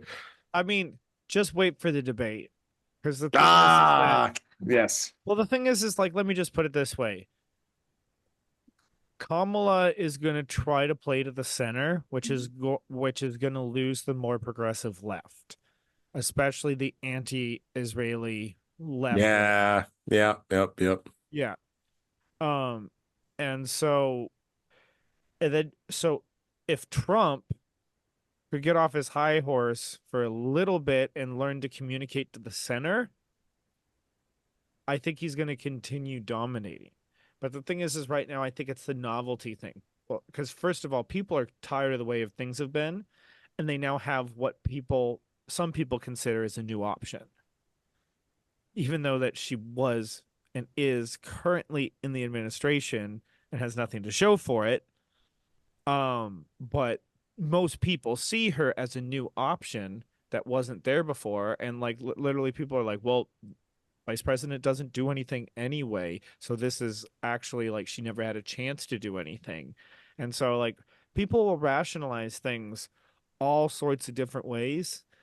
And it comes down to a lot of that, yeah, base lowest common denominator. Because it's really hard, you know, because it's hard to be like, you know what? I might have been wrong my entire fucking life. That's fucking hard. Like, that is hard for people, especially the people who get into politics, because the politics becomes your political identity, and then you become a flip-flopper or whatever. Or, you know, and all this kind of stuff. Or you've become radicalized and all this stuff. Where it's just like, you know, for me, it's like I like I was arguing with my brother last week, and it came down to the point where it's like, no, we agree with most of the same policy positions. We just disagree on the current state of things right now. So you would apply the solution differently, you know. I just think that the system's so corrupt that we have to deal with the corruption before we can actually have universal health care or any of this other stuff, because all it's going to do is just be another centralized point of control where more corruption is just going to take over. Then it's not going to be efficient. Nobody's going to get the health care they want. And then it's just going to then it's just going to be even longer. It's just going to fuck the whole system up more, cause more debt, not actually help anybody improve their health care at all, you know? So it's just like we need a whole like paradigm shift. We need a whole like complete new way of thinking about stuff, which also requires like with a lot of these things, it's like if you don't realize how bad the rot is, you don't realize that, oh, at some point it's actually easier to just like take the entire administration, or I should say organization or department, and just axe it and start from scratch, you know? Because the only other way to do it is essentially what Elon did, come in and fire 90% of the people. Yeah. But And that's what we need to do to change culture. And not to say that those people getting fired aren't, you know, worthy or whatever, but it's like that's generally how people changed. If they get stuck in an ego place or an occult like mentality, how do they break out of it is when it no longer serves them. So the thing is we don't want to enable, like you want to have compassion for people, but you also have to have your own boundaries, and you don't want to enable people too much, because that's not actually helping them in any way. yeah. You know, having compassion is not the same thing as enabling. And there might be a little Yeah, bit of but overlap in that, but no. I'd have to think that out. No, no, no. Oh, That last I kind point of we want to nailed. Do it. jump off that a little bit, Do it, please. just to kind of bring us through the last couple weeks. So, okay, so this is what happened. First, Okay. we had the media basically telling us that Biden was totally fine, right? Like, just he's fine. Everything you've been seeing, it's totally normal to walk towards the helicopter in the photo op. You know, it's totally normal to do all these things he was doing. And it was just constant, right? And there was a couple of people that were like, but I don't think that's normal, you know? And many of us were like, well, maybe he's getting some dementia or what have you, you know? So the media was like, absolutely not. That is not happening. And then he had his debate and really, really did not do well. Like, to the point where Trump didn't really even have to do anything, but just let him try to talk. And then the media was like, holy shit. They went through 6 hours of like, what the fuck do we do? And then after that, they were like, okay, Biden is terrible and he is slowly losing his faculties. We need to get him out there. So the message went out to the major media. Suddenly, everybody was against him. Tons of pressure on him from the Obamas, tons of pressure on him from the Clintons and Nancy Pelosi and all these people to get him to drop out. He said he was going to stay in. So then you had the cycle that the Democrats were going through where they were like, yeah, Joe's our candidate. Yeah, he's going to stay in, And then so people like refocused and reaffirmed themselves behind him because they were pretty sure that he was just going to go. And then he finally got cornered, I guess, and got told that he was going to get out because it certainly seemed like it was a little bit sketchy the way that he was told to get out of the race. Gets out of the race. Then, well, before that, even a little bit before that, they were like openly talking in the media. It can't be Kamala. It can't be Kamala. It can't be Kamala. She's terrible, right? And that was like openly talked about in the media. Then he drops out and he says it's Kamala. And then the Clintons back Kamala. And Obama still doesn't want to back Kamala. He thinks she's a disaster, right? But because the Clintons and the Bidens are behind her, Obama eventually has to give her that call that she did like the little video on. And she's got all the votes supposedly to win now. So now the whole media is like no longer asking any critical questions about Kamala. They are uncritically like praising everything that she does. So Democrats are the true believers in the blue party have been just through the loop. They've been constantly like the thing is resetting constantly. I wouldn't even be surprised to reset again, especially if she has to, get interviewed or whatever before the what is it, the Democratic National Convention. Oh yeah. I think there's going to be a lot of pressure at the Democratic National Convention on her. Well, it's And I feel like manufacturing consent. well, yeah, it's obviously that. Yeah. It's very obviously that's what they're doing. For sure. But the reason that it's such so obvious is because people that are not emotionally invested in the Dems winning because Trump is the worst person that's ever existed have seen all this clearly, right? So they've seen like, yeah, Biden's losing a step. He's probably got dementia, He seems to not be able to talk very well anymore. People knew that well before he dropped out, well before the media turned on him. And it was when the media turned on him, it was like a switch had been flipped. And it's like that same switch has been flipped again to suddenly be like, we need to hype the shit out of Kamala because she's brat, and the other people are weird, and there's all these obvious messaging things that are coming out. Well, it's problem, reaction, solution. So the thing is, they realized that they had a problem with Biden. So they waited to the point where it couldn't be denied, which was the debate, which they kind of figured that or whatever. Then because the second the debate was over, the entire narrative switched and everybody was, oh my God, Biden's a problem. Where it's like anybody who's been paying attention, it's been a continual problem for years. So they exacerbated the problem, and then to exacerbate the problem, they had some people saying, "Oh, Biden needs to be out now," and some people saying Biden's great, and just had a bad night, and that's where you had essentially the 50-50 split, causing the turmoil, specifically making people confused. And whatever, and causing division on purpose to make people unsettled. And then as soon as that, they're like, okay, now here's the thing, and then everybody switches over there because they got scared. They were scared. They didn't have hope. And that's the whole reason why she's getting the whole Obama treatment again. Hope and change. She's oh wow, an actual young candidate, even though she's only like fucking 16 years younger. I mean, like, wait, how old is she? She's in her 60s. Oh, fuck. Never mind. Holy shit, really? I think she's, let me look it up. I think she's No, I don't mean to derail. I thought she was way younger. Holy shit. Okay. Good for 59. her. Sorry, she's 59. what do they say? Black don't crack. Good for her. I'm gonna edit that out. Yeah. But good for her though, I guess. That's one positive trait is she doesn't look as old as she is. Good for her. I feel like this election is splitting lots more along sexual lines too, more than Yeah. past ones have, um, which is a real problem. I don't know. It's going to be interesting to see what happens in the next couple weeks. I personally think that the bubble is going to pop before too long because you can't inflate that much. You can't inflate somebody that Yes. much without Yes. Yes. having that equal and opposite reaction. And the Yes. media, well, it's kind of like No Agenda talks about it a lot of the time, where if somebody gets pumped up too much, Yes. that Yes. the media will turn on them. And I feel like that is happening, is going to happen. Like Oh yeah. Oh, there's for sure. there's a lot of negatives that have not even been touched yet. Like Well, and she literally, like, I be looked interesting. a couple days ago. Oh She yeah. literally has 0 policy positions on her campaign website. Yeah, It's just ways to give her she's money or work she's for her. running on vibes, man. Yeah. Vibes, Well, I dude. mean, well, and it's just like, and it's like, She's a stoner. no, it's just, 100%. but it's the modern state of our culture and politics right now.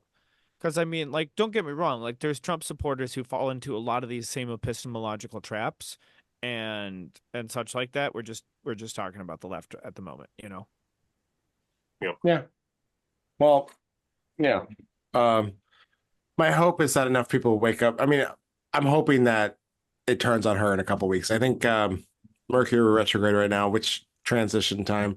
Um, you know, it's she really got built up the past couple weeks, especially when Mercury was doing the pre-show stuff. Yeah. And then now Mercury is retrograde. Then it's going to go direct, and it's going to pass over those same degrees again one last time.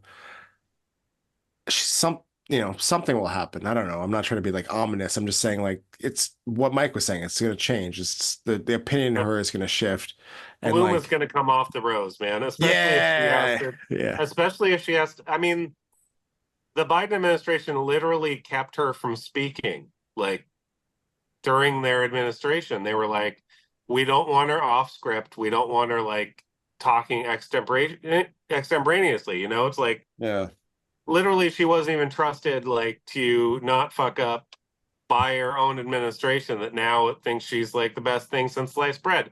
yeah. And it's absolute delusion that's feeding it. It's like I don't know. It's like a very it's very interesting to be in this time and place for sure. Um I don't think this is going to end well no matter which way it goes at this point. I think that there's no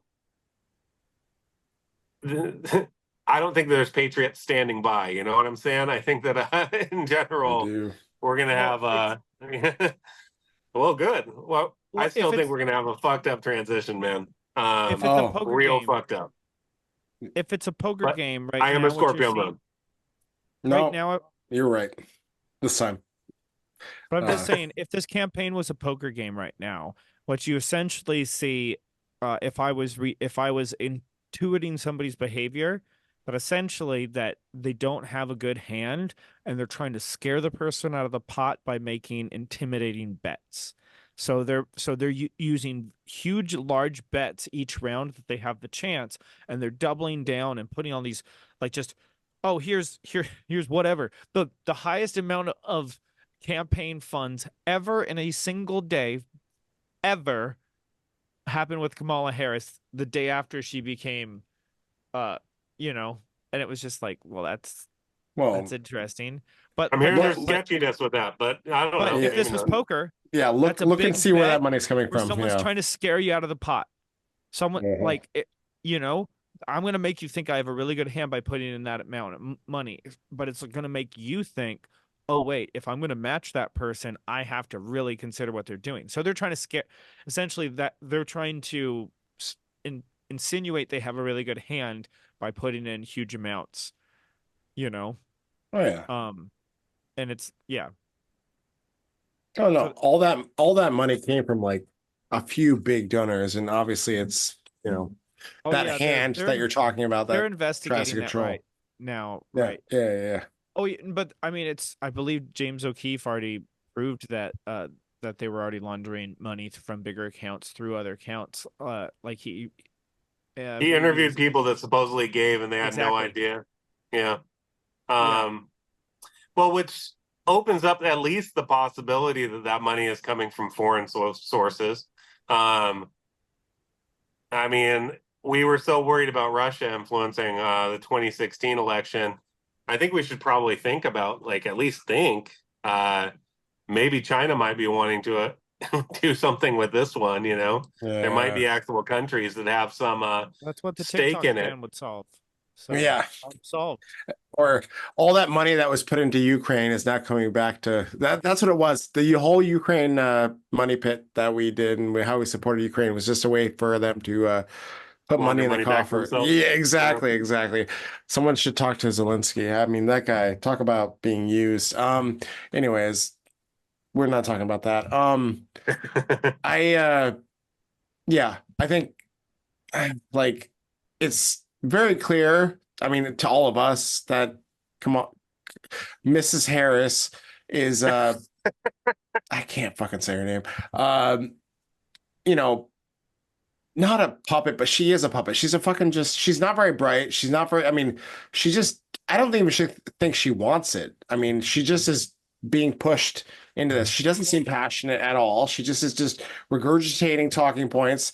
There's no like if someone were to like catch her on the street and be like, "Why do you want to be president?" She would just be like, like I don't actually want like there's no she's reading a script basically. And like I No. just Yeah. go ahead. No, I but like I want to I want to actually go watch some Kamala speeches, but the thing is like as far as I know, like she hasn't been giving speeches. Has she given any campaign speeches since um I think no. one? Gotten on stage One. and talked, yeah, a couple Yeah. I times. th There yeah, was the I think one in Atlanta recently where she had some like what Quavo and Megan the Stallion open up for Megan Thee her. Stallion. Yeah, okay, Yeah. I mean using I I celebrities. I heard that she talked for what, like 15 minutes or something like Something that. like that, yeah. But, I don't you know. know, I don't know. I'll have to go watch that just for just because yeah, just to see. Like well, if you want to because laugh and you oh go ahead. Go ahead. Sorry. no, I'm If just you saying because politics for me is interesting because you're seeing human nature at scale. yeah. And so Yeah. it's just like it's fascinating to me more than like I actually take it super important, you know? Oh no, yeah. I'm with you. But it is, you're right. It's human nature done in this fucking large. You're right. That's a really good point because it's still, and I think to reverse that, she's still just a fucking normal person. Like she's not like this larger than life person. She's just a person with flaws, Human. insecurities, exactly what you're saying. And and then to add to that, if you want to go watch something funny, go search. So I'm getting a million ads on YouTube, and it's come Mrs. Harris saying, now is the time to give me money, blah, blah, blah. And her eyes are just squinty. She's got this goofy smile on her face, and she's just is like, like she looks stoned as fuck. And like, I just anyone watching, go fucking search Kamala Harris, ads. I guess I don't know. It's on her main fucking YouTube page, but they are hilarious. That's the only place I see her speaking, and she's clearly reading a script. But her eyes are just like, and like it's fucking hilarious. And like, it just tells me she's like someone above her is like, okay, Kamala, we need to, or whatever the fuck, Mrs. Harris, Comma law. Just just Comma just law. just move on. Comma Just move law. on. Kamala, we need you to, do some ads. And she's like, oh fuck, okay, give me a minute. And she goes out back, smokes a joint, comes back in, and is like, okay, what's the script? And just reads the fucking script. And it's just like, but she's a woman and she's a woman of color, so nothing else matters. Yeah. I So think that helps her with her base. yeah, Yeah. But we'll see. Well, we'll see. and I mean, I think that they mainly chose her because it was just like they couldn't pass up the woman of color who was the VP, so that would be seen as being like against the rules, and they've been like complaining that Democracy. Trump isn't following the rules of the Constitution, so I think that that's just kind of like that was the only hand that they could play because they literally had nothing better, so they just played the hand they had. as hard as they could. And, you know, and that's what it just seems to me. And And here we are. well, and they're essentially gonna do the basement treatment that they did with Biden to run with Harris, and then they're just gonna try to suppress every negative story because that's just the tactic that they've been using for fucking 75 years. Yeah, that's true. So, Yeah, you know, I've got only that's a how. little bit of time left, guys. I'm flagging. hey, I get Um, it. I gotta work tomorrow at early anyway, so okay. yes, I was same. supposed to take the day off, but I gotta go in and do shit. So, You gotta work tomorrow too, so let's go. Let's finish. Do we want to wrap it up now, or do we have anything else to say? No, I don't have anything else to say about that particular thing. I think it'll be interesting to see how it all plays out. Yeah. How is Well, Mercury retrograde working for you two? nice. That's our last topic, and Yeah. Troy, you go first. when did it start again? Last Sunday. Oh, so this week? Yeah, basically this week. How has this week been for you mentally and otherwise? Communication, all that good Mercury stuff.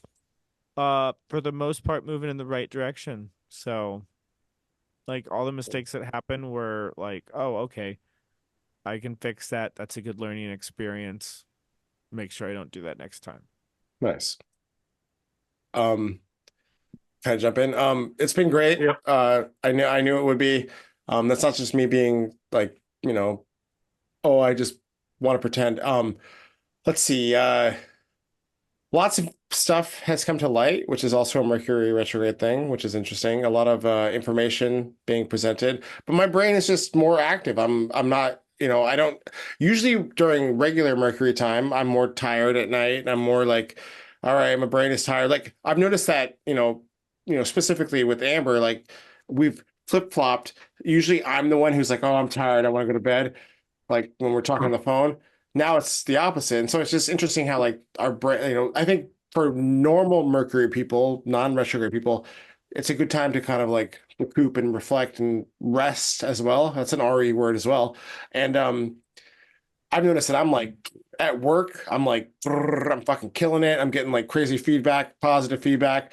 My brain is just way more active. I'm a lot more clear. I've slowed down and I'm able to like be more in the moment with what I'm saying instead of just like and being way too far ahead of the conversation or behind.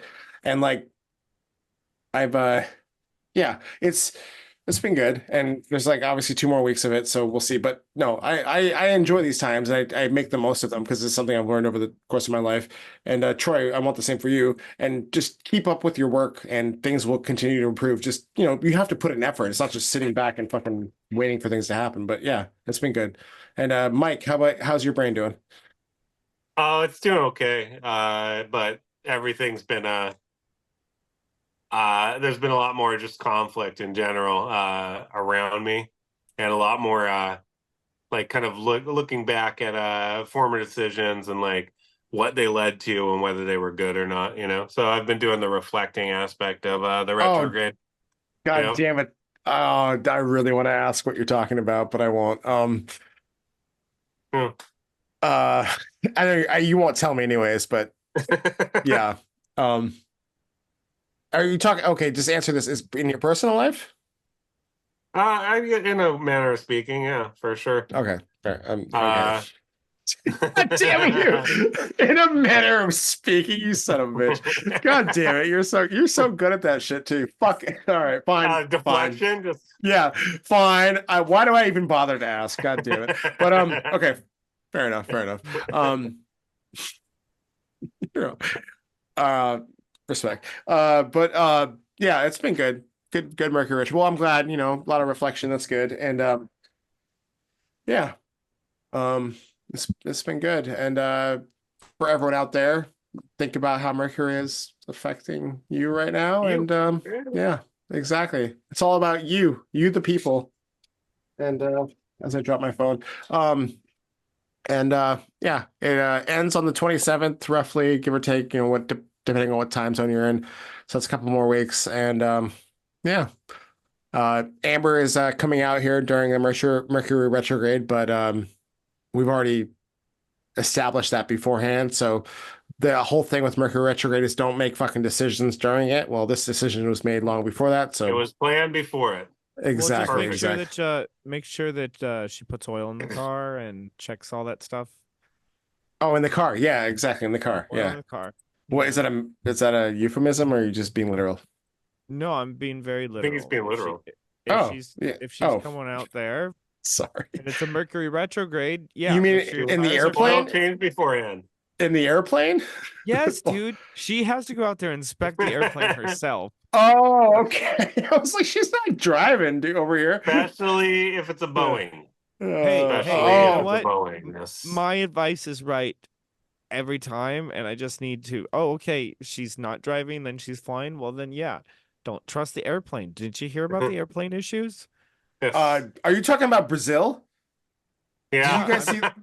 Yeah, I Holy saw that. shit! Did you guys? Where it's That like, was whoa, whoa, whoa, yeah, whoa. dude. I was like, holy shit! And it's just like, yeah, that was not great. fucked up. Not good. Yeah, that was fucked. Yeah. Anyways, but that's Brazil. Yeah, we don't have to worry too much about that. No, that's Brazil. Yeah, it's Yeah. Brazil. But no, but yeah, that was wild though. I mean, I don't hate to be cliche, but that probably had something to do with Mercury retrograde. But that's And again Boeing. Brazil. And Probably Boeing. was If it a it's Boeing? I believe it. I'm I not believe it. going. Yeah, Yeah. if it's I blame Dan Vask, but that's just me. who? Who? It's all right. The Dan people who know will know. Dan Dan Fask? Cass? Vask, anyway. Dan Vask. Okay, Huh. I'll look that up after the Dan show. Vast, we're very angry with you, and you need to work on yourself And your Yep. airplanes. some way. Yeah, Yes, make them better. yeah. Yeah, he's a dirty Brazilian musician who plays video Oh. games. Oh, whoop. Well, he's obviously at fault then. Oh, of course. I'm just Yeah. saying. He does not Oh, stop Christ. that from You guys are happening when he spending had way it much within his lo- power this whole Way time. longer on this than I expected. So I was No. just trying to make a little We're quick ripping off it, and man. Come on. Yeah, leave it there in the exactly. background, and you just were like, "Why are you drawing on the wall, Troy?" And I'm like, "Just keep talking. I'm just drawing on the wall." And you're like, Why are you... No. Why are you Yeah, but drawing on what the are wall? you drawing on the wall? Yeah, Troy? exactly. Now we're I'm interested like, in the wall you can drawing. just keep Yeah. talking. I'm just No, no, drawing no. on the wall. No, we Like- care about the drawing on the wall now. So yeah, too late. Yeah. Now, I mean, my curious brain is like, oh, a name I don't know. Oh, fuck. Now I'm gonna focus on that. Of course, I'm gonna focus on it. If you had said like Elon Musk, I'd be like, okay, Elon Musk, anyways. But you said a name I didn't know, so I'm like, what you talking about? What you talking about, Troy? What you talking You guys about? say names that I don't know all the time, and I'm just like, whatever. He's probably in dick. Like who? Yeah. Nietzsche? I mean, I'm not trying to put you on the spot. I'm just like yeah, never mind. Anyways, good talk. Oh. Good talk. Well- Good talk. From the Camelot. stars, and until you go drinking in the bars. This is the Astro Bros. We appreciate you for stopping by. Thanks so much. Yep. Take care, everyone. Peace.